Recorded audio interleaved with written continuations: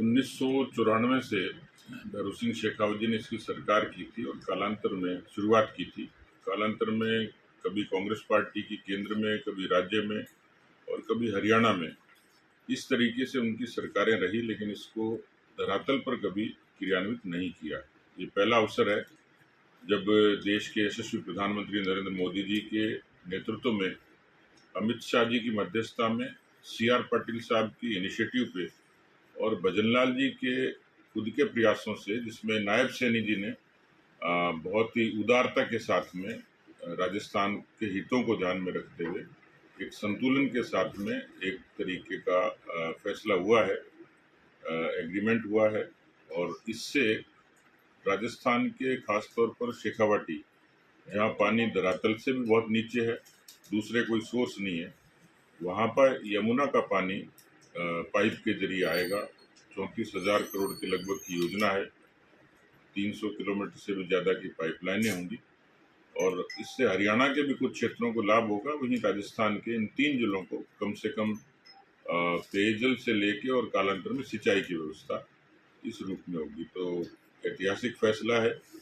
इस फैसले को केवल समस्या के समाधान तक नहीं देखा जाना चाहिए, ये फैसला देश के अनेक प्रदेशों में एक नज़ीर बनेगा कि किस तरीके से जल समझौतों की क्रियान्वित हो सकती है, संतुलन बैठाया जा सकता है। तो इसके लिए भजनलाल जी की सरकार और माननीय प्रधानमंत्री जी, हरियाणा के मुख्यमंत्री जी, CR पाटिल जी और अमित शाह जी साधुवाद के पात्र। सर, जिस तरीके से यमुना जल समझौता हुआ, उसी तरीके से माही का पानी जो है वो जालौर जिलों, अन्य जिलों में जाने की तैयारी चल रही है, प्रोजेक्ट है, तो उसको लेकर विरोध भी हो रहा है। और ख़ास करके वो पानी है जो माही बांध का पानी है, उसको डूंगापुर बांसवाड़ा जो वागड़ एरिया कहलाया जाता है, उस क्षेत्र के लिए डिमांड की जा रही है।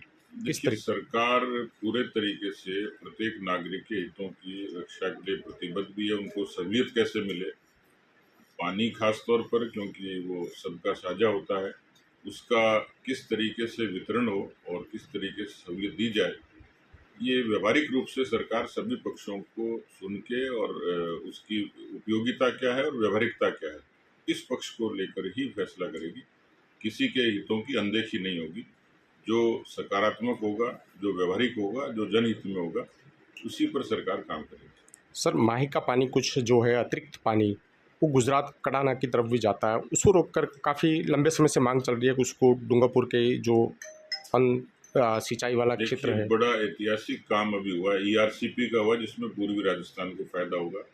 यमुना जल का समझौते हुआ, ये शेखावाटी को उसकी प्यास बुझाएगा और दक्षिणी राजस्थान से जुड़े हुए जितने हैं, जैसे देवास की परियोजना को अभी गति प्रदान की गई है मुख्यमंत्री जी के नेतृत्व में, उसमें काफ़ी तेजी से काम हो रहा है, बातचीत हो रही है।